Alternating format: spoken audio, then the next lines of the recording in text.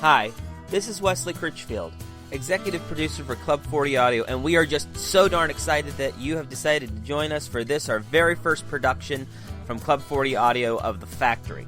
I promise I won't talk very long. I'll let you get right into the story because I'm excited to have you hear it and see what you think about it. Please leave comments in the section below. If you really enjoy this show and you'd like to support us by actually purchasing it, you can purchase that at Bandcamp. That's club40audio.bandcamp.com. There should be a link for that somewhere around here, probably in the description below or right in the screen in front of you.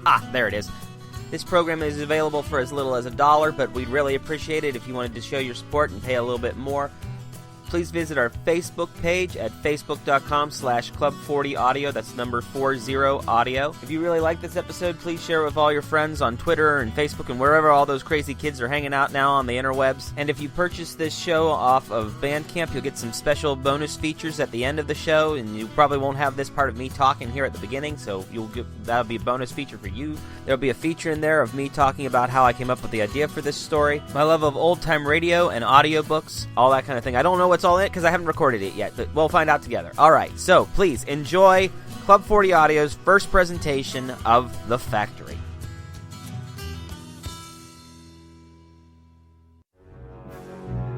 Club 40 Audio presents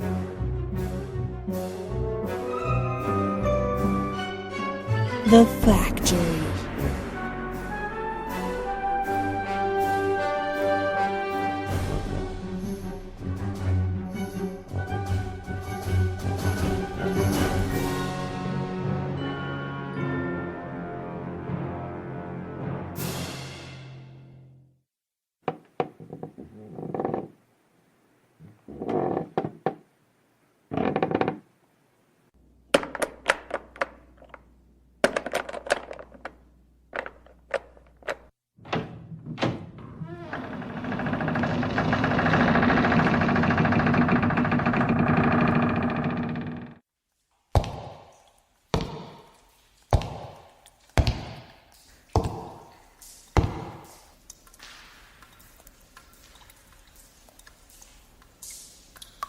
Oh, there you are.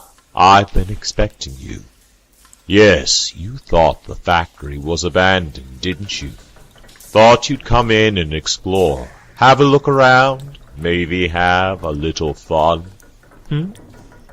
Oh, it's quite a common mistake. Happens all the time. And quite frankly, we like it that way. What's that? Oh, no, you can't leave just yet.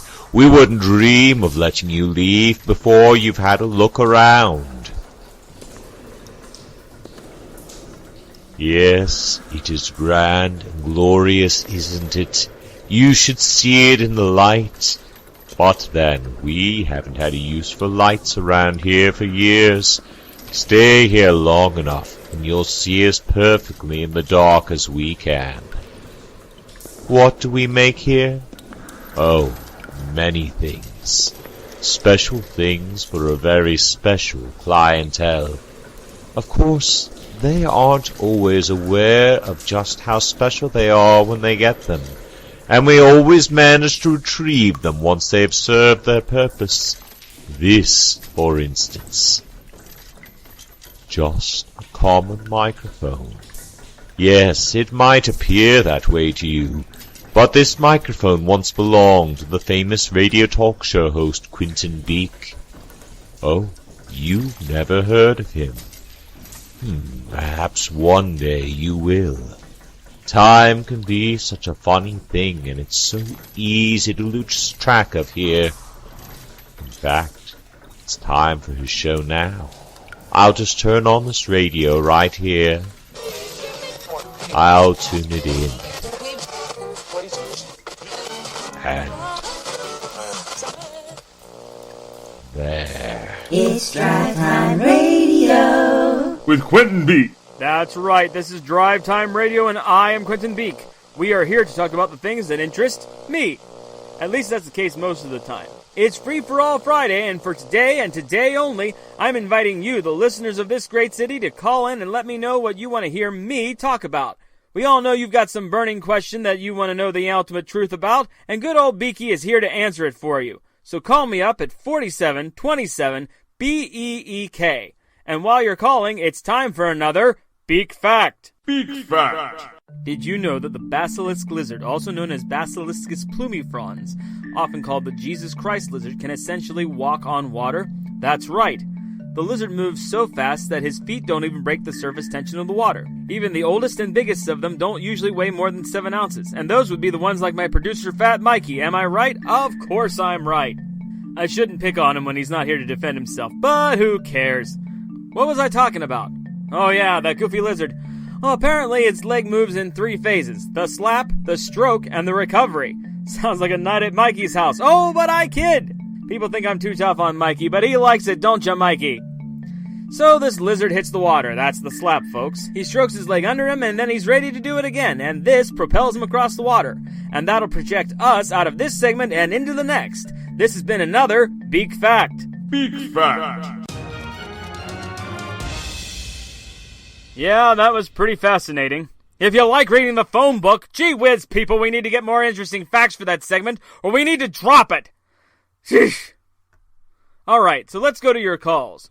This is Drive Time Talk, and it's time to speak with the Beak. Go! Hi, Quentin. It's Carl from Missouri. Oh, no. You know, all this trouble we're having right now started with the Gulf of Tonkin and was escalated by the Bay of Pigs invasion, which all ended up causing the invasion of the Isle of Spice. If the government would just come forward with the secret documents it's been compiling since 1964, this would be in the history books right now. You know it, I know it, the government knows it, and you can bet your ever-loving microphone that the shadow organizations that really run this country know it. Crazy Carl, folks. Somehow he makes it through every once in a while despite all our attempts to stop him. You are just saying that because you know that every word I'm saying is the truth, Beak. You and the Illuminatis that hired you to help them cover up the massive global multi-international conspiracy and give legitimacy to their cover-ups. The fact that no one can prove they exist simply goes further in proving that they are the ones behind it all. If they didn't exist, there would be more proof lying around. But they clean it all up and kill anyone who tries to speak out against them. Well, you know what? You got me, Carl. You got me. After all this time, you finally whittled me down, and I have to admit it. Every single word you just said is the truth. And furthermore, Beak, you are an... Wait, what? You're exactly right. You're right about the conspiracies, the Illuminati, the guys who hired me to make sure I got a nationally syndicated radio show to help spread their propaganda and hide the truth from the world. You got me. I admit it all. Now you're just agreeing with me because you want me to sound like an idiot. No one who is part of the conspiracy would ever admit to it. We wouldn't, if there was any point in hiding it anymore, but there isn't. You've heard about that virus that's been going around in the South and in parts of Europe? You mean Sergeant Klutzo? The illness that attacks your balance and makes you have to lie down. That's the one. It's not the technical name, of course, but it's as good as any. That's actually how we're going to take over the world. You see, Carl, Klutzo, as you call it, is a virus that was supposed to lay dormant until it was activated by a super ultrasonic, low-frequency wave we plan to activate in just 3 hours. It's the real purpose of the HAARP project in Alaska. This wave will travel around the world, bouncing from the North Pole to the South Pole and back again. It will trigger Sergeant Klutzo, and all around the world, everyone who has not taken the antidote will fall down on their faces, leaving the world incapacitated as we take over. Then we'll turn the beam off at least halfway so people can move around again, just so they can literally bow down before us as the new overlords of planet Earth. Well, then why are people having symptoms now? We aren't quite sure, but we think the virus may have mutated just enough so that certain people lacked the part of the virus that blocked the disorientation until the signal is given. But now the whole world is infected, so we have nothing to fear. I knew it! I knew it! You sure did, Carl. Unfortunately, you're too smart for us, and thus too smart to be allowed to live. You remember that bran muffin you had for breakfast? Yeah. Hey, how did you know about that? We know everything, Carl! Well, in that muffin was a nanite neurotransmitter. Right now, that little nanite is swimming through your body, making millions of little replicas of itself. those little replicas are doing the same, and by now you're positively crawling with them. You're trying to control my brain. Oh no, Carl, you're too smart for us to control. We're simply going to kill you. No muss, no fuss, no worry. In a moment I'm going to transmit a signal over the radio and this phone, and that will be the nanites' signal to kill you, Carl. You won't hear it, neither will the listeners, but the nanites will. There's a chip in your phone too, Carl. If you listen to the radio or try to make any calls, the nanites will kill you. No, you're lying. I hope you're willing to take that chance, Carl. I really do. Because the signal will be activated in 3, 2, 1. Carl? Carl? Well, folks, it seems like we've lost Carl. I'm sorry I had to trick him like that, but my call screener didn't show up today, and I've got to screen my own calls. Figured that would keep him from calling back at least until the end of the show. In case you're not a long-time listener, in which case, shame on you, I knew about Carl's bran muffin this morning because of a conversation we had 3 months ago on the air when he thought they had placed transmitters in Sucret's throat lozenges. Speaking of the show, we are on the air and it's time to pay some bills. Drive Time Talk will be right back after a word from the folks holding a financial sword of Damocles over this show. Drive Time Talk with Quentin Beak will return in minutes. Hey there, listeners. Have I got a deal for you? Are you down with the flu? Does your head feel so stuffed up you just wish it would explode and get it over with? Are you taking chills so hard it feels like Harvey Wallbanger has started wailing on you with a sledgehammer? Are you down and dizzy? Think you might have had a run-in with Sergeant Klutzo? Well, fear no more and start feeling better now with Flu Buddy. That's right, Flu Buddy, that amazing remedy that will get you back on your feet in hours. And if you go to the store and purchase it today, you'll get an extra bottle of Flu Buddy absolutely free. That's right, 2 bottles of America's best cold remedy for the price of 1. This year's flu virus strain is more contagious than ever. So odds are, if you don't need that second bottle, someone in your family will. So start feeling better today with Flu Buddy. Flu Buddy does not claim to cure the flu, common cold, or Streptococcus desperatus, also known as Sergeant Klutzo. Flu Buddy only relieves certain symptoms temporarily or after repeated use. Do not mix alcohol with Flu Buddy. Side effects may include coughing, sneezing, weeping, oozing, drowsiness, wakefulness, inability to sleep, inability to wake up, yeast infections, inability to complete third grade, body leakage, and in rare cases, the hardening of the arteries leading to the complete failure of the nervous, pulmonary, and respiratory systems. Women who are pregnant or may become pregnant or will never become pregnant should not handle Flu Buddy. Please consult with your local doctor or Ninja Hindu nuns before taking Flu Buddy. And now back to more Drive Time. Drive Time Talk with Quentin Beak. That's right, you're back for more, you sick sadistic maniac. It's your old buddy Quentin here. You know, I often run into fans on the street and they ask me, QB, why do you call your show Drive Time Talk instead of The Quentin Beak Show, or the source of all relevant truth and wisdom worth knowing in this crazy mixed-up world? And I tell them that, aside from that second one being way too long and far too accurate, we call it Drive Time because most of the time, if you're listening to us, you're probably driving. I mean, who listens to the radio anymore except for when they're driving, right? It's not like radio is your only option nowadays, is it? We don't gather around the Atwater Kent listening to Fibber McGee and Molly anymore, do we? No! We gather around the ultra-thin, uber-deaf widescreen television, which is hooked up to our computers so we can watch the new hyper-violent superhero show from Webflix, or find out what's going on with those plotting, scheming families who for some reason are walking around all of Easterling practically naked as they fight each other for the golden chair. I mean, shoot, back when I was a kid, you actually had to pay for cable, and they would dump 40 million other shows in along with the 5 you actually wanted to see. And you had to pay for all of it. Now, kids today are spoiled. They just pay for what they actually want to see. But I went off on a rabbit trail there. Oh yeah, what we know is that most of you are driving as you listen to us, so that's why we call the show Drive Time. So use that hands-free system in your car, or heck, odds are you aren't even actually driving anymore and you've got the computer doing it for you. So give us a call because we want to hear what's on your mind. 4727 BEEK is the number, and it's Free for All Friday. But now it's time for Warren G. Harding Wednesday. That's right, it's a special Friday edition of Warren G. Harding Wednesday. where we learn all about Warren G. Harding. Yes, here on Drive Time, we feel it's our duty to make sure you all know something about some of the more obscure figures in history.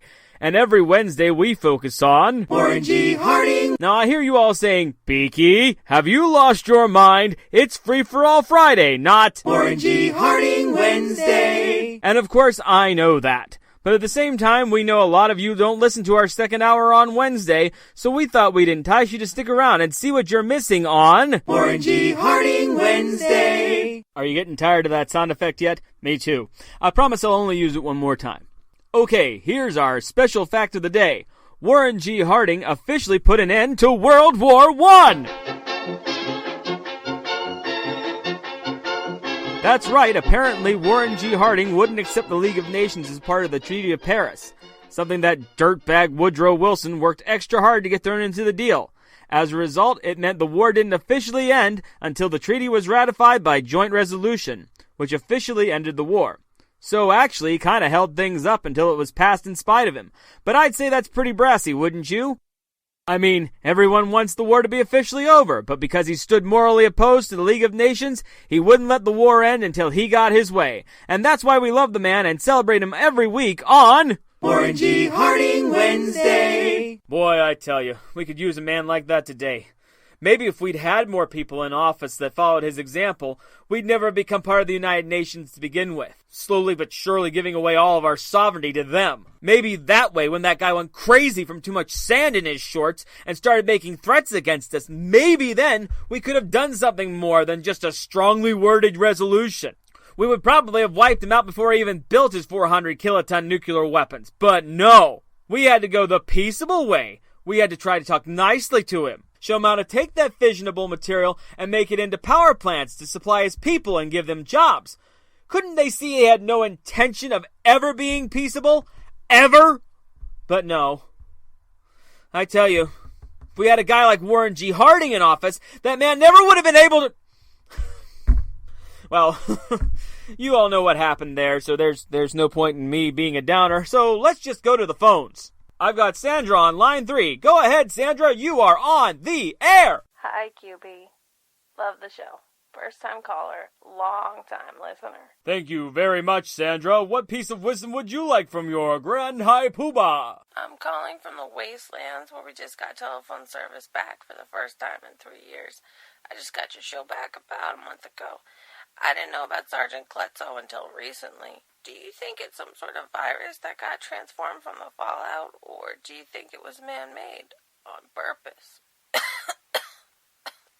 Well, Sandy. Can I call you Sandy? Sure. Sandy, we're glad to hear you finally got some good communication set up out there. I really don't think enough of us here in the East appreciate the struggles that you people are having. I'd really like to encourage anyone who hasn't yet given to give to their local relief fund. As to the origin of Sergeant Klutzo, I wouldn't be too sure it's anything that serious. I mean, so far, I haven't heard it's really caused that many problems. Yeah, a few people have missed work, some people can't leave their beds, but from what I've heard, nobody's died yet. But who knows what was down there in the ground before the big blast? I mean, I know they've found all sorts of new and interesting bacteria and geysers and such. Stuff we couldn't even have imagined would survive down there under the earth with all that heat, so who knows what might have gotten kicked up. If you're a long-time listener of the show, you know that I don't subscribe to many conspiracy theories. What we know to be true is usually bad enough.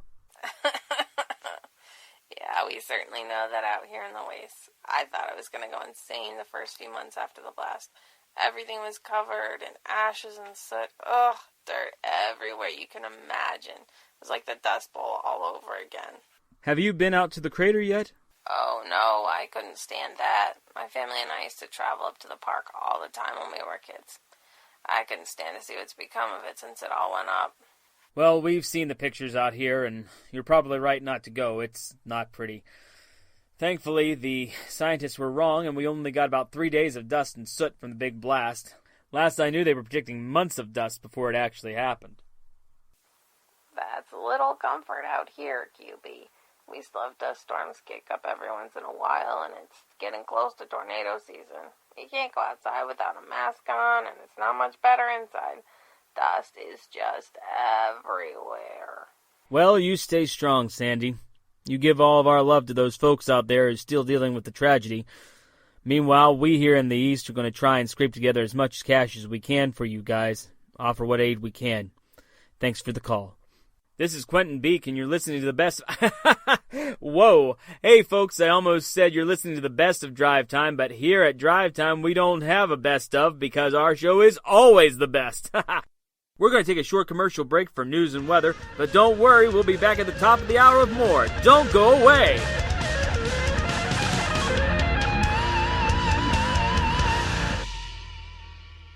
This half hour of Drive Time Talk has been brought to you by Hatchet Body Scent for Men. Hatchet, it'll make your woman feel lightheaded. Sam, I'm leaving you.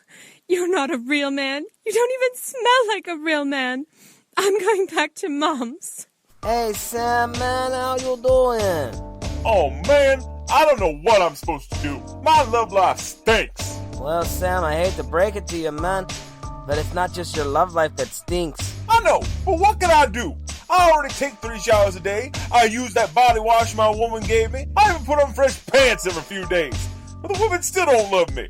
Well, I know, Sam, but if you really want the woman to love you, what you gotta do is take a Hatchet tour. No, not like that. Hatchet Body Scent for Men, man. Oh, why didn't you say so? Yes, sir. With one quick hose down of Hatchet Body Spray for Men, you won't be able to pry the women off of you with a crowbar. Hey, baby. Now that guy smells like a man. Wow, with Hatchet Body Spray, I don't have to bathe for weeks and the women still love me. You could do that, but I wouldn't recommend it. Thanks, Hatchet Body Spray for Men. Hatchet. It will make your woman feel lightheaded. Available at Tramlaw. It's their kingdom!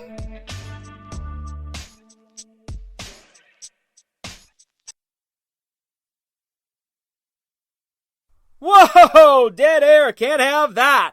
Well, folks, this is your old Drive Time pal, Quentin Beak. I don't know what's going on downstairs, but they were supposed to be doing traffic and weather together.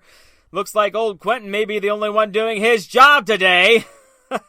I don't have any of the official radar or traffic reports, so all I can do is tell you what my phone says and what I see out the window. As for weather, my phone says it should be overcast and cloudy with a high of 75 degrees Fahrenheit, with rain this evening and temperatures falling into the 50s. But it's said that for the last few days, no matter how many times I refresh it. So from what I can see out my window, it's a beautiful day, and if our studio thermometer can be believed, it's almost 90 degrees out there. Now on to traffic. Well, I've got a pretty good view of the city from my vantage point. Are you in the booth? Just the thing I used to do back in my days as a sportscaster. Oh, yeah. The highways, yeah. They look like they always do about this time of day. Some of them are crowded bumper, and other ones are free and clear. And the rest is under construction. But it seems like traffic is at a standstill at the moment, so if you can take the train, that would be my suggestion. Just avoid all this mess. I tell you, folks, I can't remember a time when construction wasn't going on 28. Seems like it's been there all my life. Those cones and flashing lights are never going to come down. And if they ever do get it fixed, it'll all have taken so long that they'll have to start over again. Well, folks, that's a pretty lousy report from your old pal Beaky. But since I seem to be the only one doing his job today, yeah, what you heard is what you got. But we've kept our promise that when you listen to this station, you'll get traffic and weather together at the top of every hour. I'll be back in just a moment with the second hour of Drive Time. From the studio that brought you the magic of the diary. Ingrid? Harry? Comes the epic love story of our time. I'm sorry, Ingrid, but I have to go. Only I can get the vaccine to amputee orphans of Antarctica in time. But Harry, that will take you away from me for 5 years. I know, but it can't be helped, you see. My mother was raised in that orphanage, and right now, someone else's mother might be dying. And I couldn't live with myself if I didn't do all that I could. 2 lovers will be separated by time and tide. Just keep looking at the moon, Ingrid. Wherever I am, if you're looking at that moon, I'll know you're thinking of me. But Harry, the moon isn't visible from all sides of the earth at the same time. How will my love reach you? The moon will bring it to me, Ingrid. The moon will bring it. And when Harry's ship is lost at sea, only the memory of her love will keep him alive. Ingrid! I just know Harry's still out there. If he wasn't, the moon would have told me so. Lover's Moon, a film by Sean Gates, in theaters this Friday. This old-time radio program was originally aired live, long before the advent of high fidelity. Are you ready to begin? Show me the magic. Are you ready to have some fun? This can't be done as quick as I ever in my life. Run for your lives! You think I have any clue what's about to happen to him? Oh, not a chance in hell. What you are about to hear is the ultimate blending of information and engaging entertainment. This is Drive Time! Drive Time with Quentin Beak. Yes, that's right, I am the one and only Quentin Beak. So is anyone actually interested in seeing that movie we just advertised a few minutes ago? I know I probably shouldn't be knocking the sponsors, but this is my show and I'm going to give you my opinion. What was that thing called? Lovers on the Moon or something like that? I mean, these things are all based on novels by that one writer. What's her name? Nicole Flickering, is that right? Anyway, she writes this same stupid love story over and over again. There's these two people that get together, then something comes between them, a war, their parents, an ex-lover.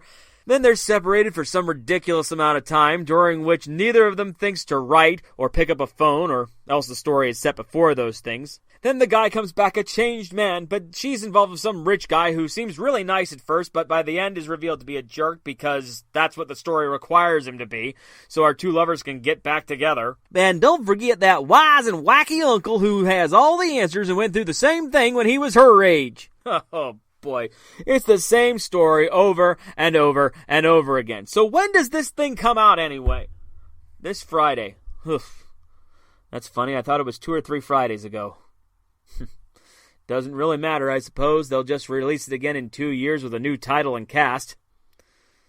Dumb thing's never going to be shown anyway. How about some Warren G. Harding Wednesday? Wait, no, sorry, did that last hour. Never mind that it's Friday. It is Friday, isn't it? Right? Oh, well, whatever. All right, so how about the phones? How about we go to the phones since it's Free for All Friday here on the Quentin Beak Show?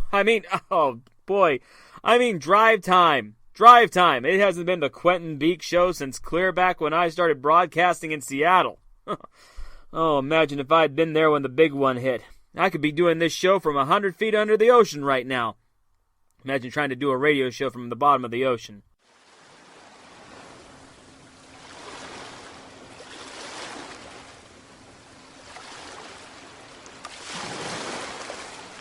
Hey, it's a lovely day down here at the bottom of the sea. The water around me is a beautiful blue-green. A school of swordfish just swam by. The studio has been fully accepted by the underwater creatures as one of their own. We already have some coral and anemones growing on the wall. It's really pretty the way they sway with the ocean tides. Oh yeah, and occasionally a body will still drift by now and then, but don't worry, the sharks and the krill will take care of that real soon. Hey, there goes Bob from the admin office downstairs. He's still taking the paperwork from room to room just the same as always. Of course, he's wearing a scuba suit now. We all have to wear them. Wonder whatever happened to Bob. Hope he and his family made it out okay. I mean, they knew it was going to happen for years and years. Even made movies about it. They still chose to live there, but who would have thought that the big one and the park would blow on the same day? I mean, sure, it's pretty obvious it was a possibility now, in retrospect, but hindsight is 20/20, as they say. Oh, well, this is all getting a little bit morbid, so why don't we go to the phones? Let's go to Roger on line 5. Hey, Roger, this is Drive Time Talk with Quentin Beak, and I hope you're using a hands-free device or you're a passenger because driving while on the cell phone is now illegal in this state. Bogus, man. It's not fair that we have... Whoa, hey, hang on there, Roger. Hold on a second. I'm going to need you to go back because apparently you jumped the gun a little bit and we didn't get to hear the beginning of your statement. You want to go back and try it again? Hey, yeah, Beak. That's exactly what I wanted to talk to you about.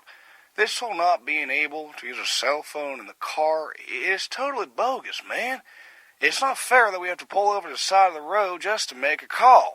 I hear you, Roger. It's bad enough the government made it mandatory that we all have that TrackStar device installed so they could know exactly where every vehicle is and how fast it's traveling. It wasn't enough to rob us of our privacy that way. Now we can't even make a phone call when we want to. Yeah, they tell us it's for our own good, but isn't that how these things always start? They come up with some new service, tell us we should have it, because it's a good idea. Then we must have it because everyone else does, and it will cause problems if we don't. Then the next thing you know, they make it the law, and it's mandatory, and there you go. More of our privacy gone. Well, I certainly see your point, Raj, but don't you think it's a little suspicious when you don't want something everybody else has? I mean, what are you trying to hide, Roger? If you're not doing anything wrong, you have nothing to hide, right? Yeah, sure. Folks, Roger here is absolutely right. It shouldn't matter whether we have something to hide or not. It shouldn't matter if we talk on our cell phones as we drive. When I'm on the road, I should have just as much privacy to do what I want as when I'm in my home. Because guess what? I am. My car is my little bit of home on the road. Now, obviously, I'm not saying that we should all drive around naked, though Lord knows I've taken my shirt off while driving on a hot summer day, but at the same time, I shouldn't have to deal with the government marking my speed all the time, or what my destination is, or whether I have another person in the car. And they certainly shouldn't be listening in on my private conversations. Not that there's really anybody to have in the car anymore, or anyone to talk to. And what would I say in the car that I don't already say here on the air, folks? At least here I can hope there's somebody out there in Radio Land listening to me, hearing what I have to say, having their own opinion. And we know that you've got one, so if you think I'm full of baloney, why don't you give me a call here at 4728 BEEK. You know, I pay a team of writers quite a fine salary to write clever things for me, come up with jingles and the like, and I've asked them to come up with phrases for me so I never have to say, after these messages, we'll be right back. And you know what this fine, well-paid team has come up with for me? We be back.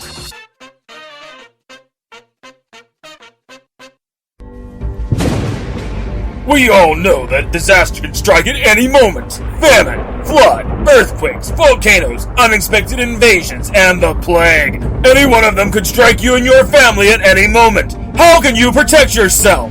Well, now thanks to best-selling author Myron Fornoff, you too can be prepared. Myron has joined with Disaster Incorporated to bring you this amazing offer. If you go to MyDisasterInc.com right now and enter the listener code BEAK for the low cost of $99.95, you'll receive this 72-hour disaster prevention pack, including 3 days worth of food for you and up to 4 people, an AM/FM radio, an LED flashlight, Geiger counter with siren, and an orange emergency beacon that can be seen up to 5 miles away. But wait, there's more. You'll also receive Myron Fornoff's best-selling book, What to Do When It All Hits the Fan, inside of which you'll discover all the skills you need to survive in an apocalyptic wasteland, like which roots, nuts, and berries are safe to eat, how to catch and field dress your own prey, be it rabbit, bear, deer, or man, how to siphon off gas out of a wrecked car you found alongside the road without a tube. Hint, you'll need a screwdriver. How to make effective zombie-killing weapons out of ordinary, non-lethal household items, and many more! Also, inside of Myron's book, you'll find free radiation badges that change color when you or your friends have been exposed. All this can be yours for the low price of $99.95 when you call MyDisasterInc.com. But supplies are limited, so you must log on now. Drop what you're doing and go to MyDisasterInc.com and enter the listener code BEAK.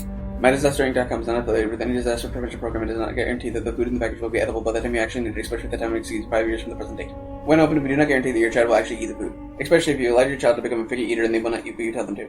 MyDisasterInc.com is not responsible for your bad parenting. Myron Fornoff is not a survival expert of any kind and has not spent more than 2 days in the wild. Most of the content from Myron's book has been cleaned off the internet and is not guaranteed to work, be easy, or actually save your life. MyDisasterInc.com does not approve of the stealing of gasoline or the slaying of a humanoid being, either living or zombie. This Sunday on RBC, on a very special That's My Buddy, Buddy, Sally, and Edward will get lost in the woods. Will they be able to find their way home before supper? Or will Buddy finally confess what he feels for Sally deep down in his heart? Then at 9, Mickey, Jesse, and Stacy are back to choose the ultimate Singspiration winner. Will it be... Oh, who the heck cares? Folks, this is your old buddy Quentin Beak here. I can't take it anymore. I don't care what radio standards and practices are. Does anybody really care about whether or not little Buddy and Sally are going to get together? They're like 12 years old. Do you have any idea how many changes of personality and circumstance happen between 12 and even 16, let alone 18 when these two could actually get married? Odds are, even if he does confess his love for her, which you know he won't until the end of the series, or at least until the last season, their little romance will probably last about 6 months, at the latest. Whose idea was it to let kids date at 12 years old anyhow? People shouldn't be allowed to date until they're at least 18, preferably when they're out of high school. Better yet, they should wait until they're 30, when they're already mature and not likely to marry some gold digger who just wants you for your money or because you look good. In fact, why don't we all wait until we're 30, when most of us have begun the downward slope? All the facade has fallen away. We're starting to put on weight. We're not so pretty anymore. I tell you, if you can find somebody to love you then, they are far more likely to stick with you until the end. I know what you're thinking, audience. I can hear you. You're saying to yourself, Beaky, take it easy. It's just a family TV show. And you're right. But it's this kind of stupid, vapid television that makes people grow up with unrealistic expectations. They always have it be that Buddy and Sally get together and get married in the end. Then 10 years from now, we'll get That's My Susie with little Buddy and Sally who are all grown up and still together, and their little girl is going through the exact same thing he did. And for the love of Pete, can we please get over these stupid, vapid, self-glorifying singing shows? They are all the same. 3 or 4 has-been performers who are dying to stay relevant, judging a whole bunch of other people just to shatter most of their dreams. American vocalist, the singer, singspiration. So you think you can sing? Ugh. It's been more than 20 years, people. Can we please let this format die for a little while? I think it's going to take the whole human race dying out before we can get rid of this slop. Maybe not even then. But here I am going on, and it's Free For All Friday, and we're supposed to be talking about what you people think. Oh, boy. You people. You people, that's bad radio right there, folks. See, they tell you when you get on the radio that you're supposed to act like you're talking to just one person. It's you and the listener, and you're talking directly to them. I hate when these people get on the air and say things like, "Hi, everybody!" I'm like, have you ever been to broadcasting school? Get off the air. And here I go doing the same thing. But now it's time for me to speak directly to George. George, on line 1, you are on the air with Quentin Beak. Hi there, Beaky. Totally agree with you. Shouldn't allow those websites to stay active when they're targeting kids. Like that whole deal with cartoon characters and cigarettes back in the 90s. But hey, that's not what I really called about. I wanted to get your opinion on reports that people were actually dying from Sergeant Klutzo. Well, George, last I heard that was pretty unsubstantiated. I heard there was a couple of possible deaths from people who might have thought they were over it, but then had a sudden attack when they were driving their cars. But other than that, what are you hearing, George? Well, I heard the same thing, but I also heard that some people's symptoms have just laying in bed till they died, not able to hold down any food or water or anything.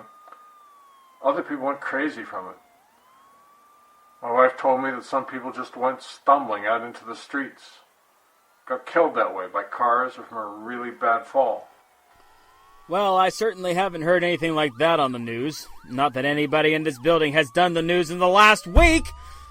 Oh, I tell you, sometimes I think I'm the only one who wants to do my job around here.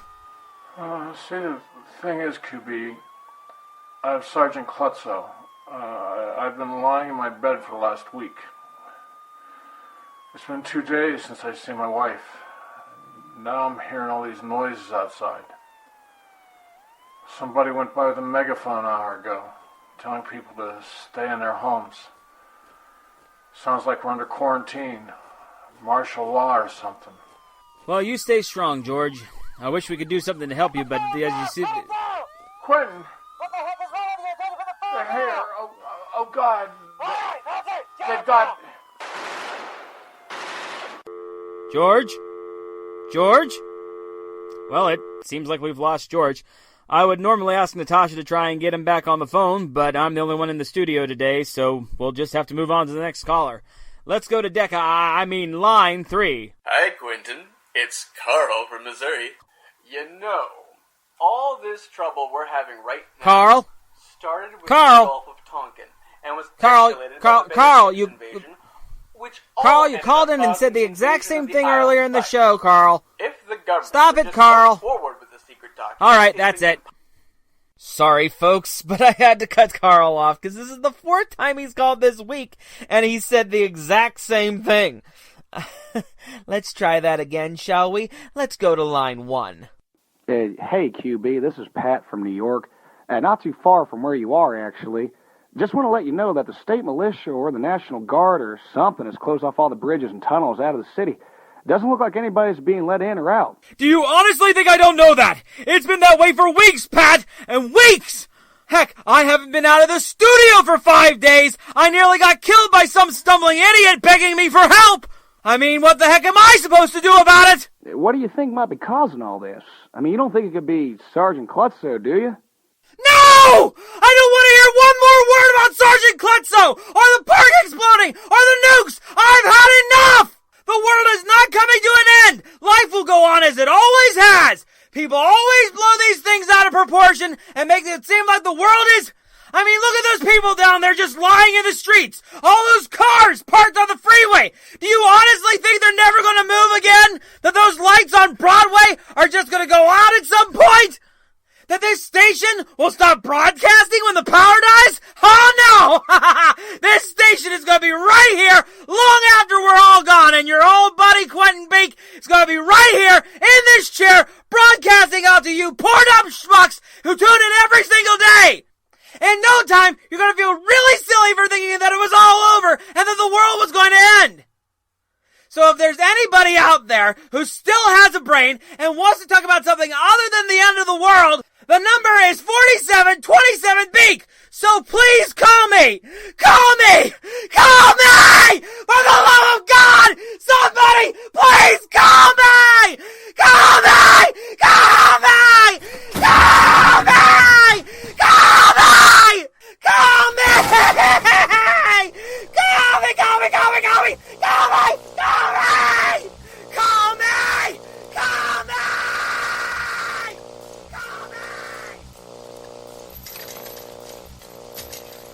Ah, poor Quentin Beak. It seems that was his last broadcast. But you know, it happens to all of us sooner or later. An end comes to one phase of our lives, and we just have to move on.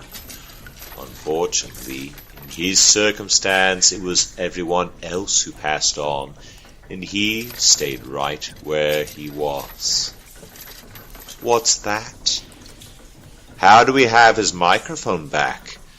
Oh, well, maybe it hasn't even been sent out yet.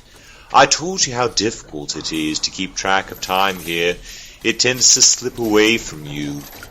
And speaking of which, it's time for you to go, but you're always welcome back at night. We'll always be waiting for you here in the factory. You have been listening to The Factory.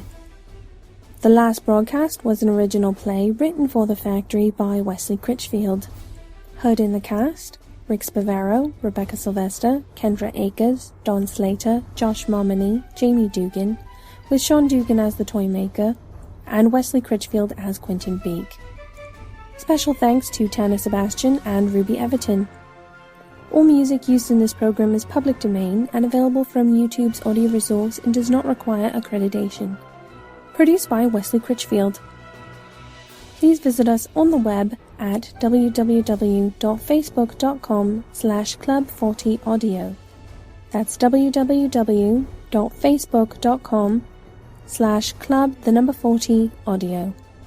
The Factory is a presentation of Club 40 Audio. All rights reserved.